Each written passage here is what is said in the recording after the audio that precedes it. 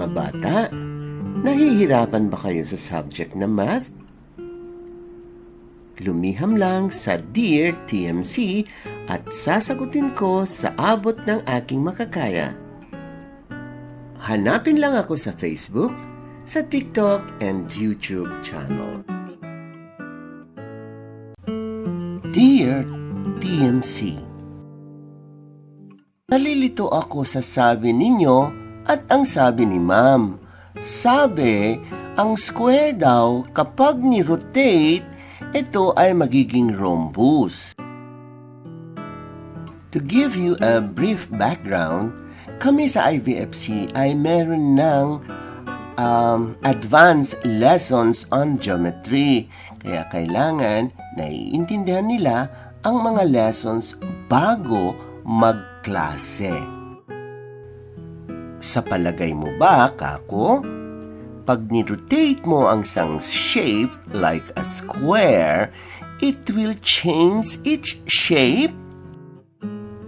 Sige, panoorin ulit natin ang short video clip upang malaman natin kung ang square kapag ito ay niro-rotate magiging rhombus.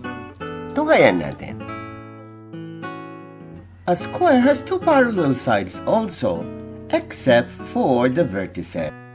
Na kahit anong transformation or rotation ang gagawin, the size and shape won't change. Therefore, the square won't be converted as rhombus.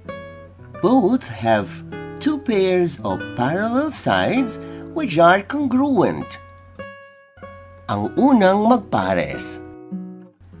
At ito naman ang pangalawang magpares. The same is true with rhombus.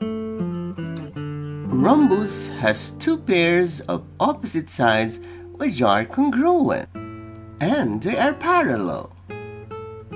Vertices of the square is 90 degrees, while the rhombus is not necessarily 90 degrees.